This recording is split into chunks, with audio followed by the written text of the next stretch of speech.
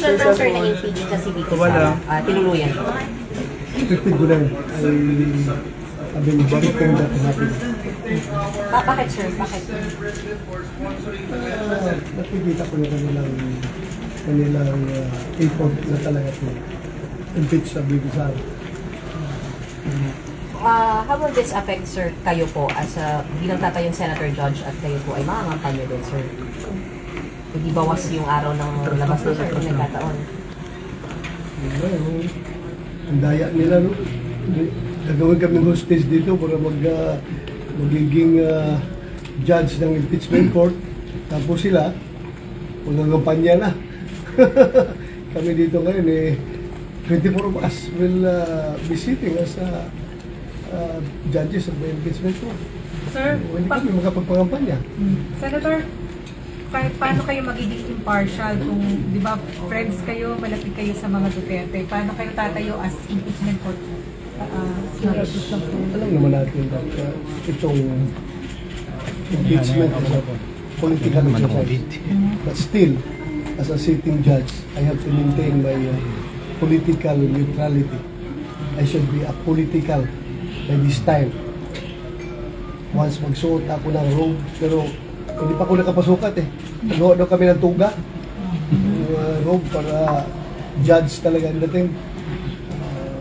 Once suot ko na yan, I will have to maintain political neutrality. So, kasi ngayon ipagpapalagay na definitely hindi nyo i-convict si Vicky. Bahala na kayo kung ano iniisip ninyo. Basta ako, I will maintain my political neutrality. Nahintayin na lang nyo yung magiging buto ko pagdating sa butuhan. Tingin mo pwede mong ikatalog nung nangyayari ko dahil hindi ka makakalabas ng mga kampanya, sir? And you are, sir, nasa number 10 po kayo sa survey. Medyo alanganin, sir. Depende. Baka maawa yung gabutante. Maawa naman si Bato, hindi nagkapakampanya. Tulungan lang natin ito. Kaya nag-judge sa Bato sa impeachment court. Hindi nakaikot. Pero sir, ay initial na pag-uusap yung mga senador tungkol dito sa possibility nga na mag-impeachment trial. May initial kayo mga pag-uusap? Well, most likely, kung matransmit sa amin yung articles of impeachment, adjourn na kami, wala kami bukas, no? Okay. Break na kayo bukas. So, most likely, the earliest that we will tackle that sa plenary is only after the election. Kasi hindi na kami bumalik, di ba? Hindi na kami bumalik. Pero sir, di ba pwede mag-impeachment trial kahit nakabakasyon yung Congress? Depende yan because we will be making our rules on impeachment. At pag-usapan namin yan. Tingnan natin. But base sa napag-usapan kanina, ay parang yun ang narinig ko na yun ang tackle after the election. Sir, yun po parang consensus so far? Yun po yung sentiment so far after the elections na itakot po. One of the possibilities. Most likely. Kasi pagsiuwian na kami, starting bukas, di ba? Punta na kami sa mga kanya-kanyang campaign surface. Sir, sino Pero yung sa aming kuwan, ha? Sino po yung nakausap niya? Ay, kami mga kasamahan namin. Including SPG? Most likely, yun ang mga. Including SPG? At tanongin mo na siya mamaya. Ano yung informal na usapan, sir? Or formal meeting kayo o informal discussion? Informal discussion lang, informal discussion. Kasi nga, paano nga, hindi pa inatakil sa plenary. Kung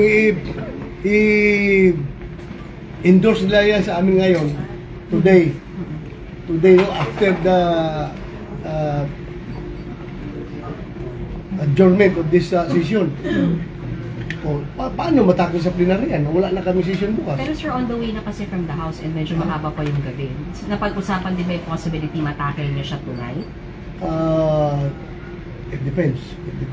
So yung informal na pag-uusap po with the Senate President and kayo mga senador?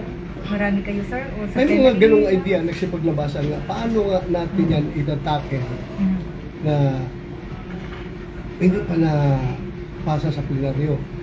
O, anong magiging move namin ngayon? Naka-break na kami. So most likely, mag-reconvene ang 28th Congress after elections. So after elections, pa naman, meron kaming 19th Congress after elections. So yung informal discussion yung kanina is with the Senate President. It was one among the colleagues na nag-usap-usap lang. At isang option yung June na lang itapos.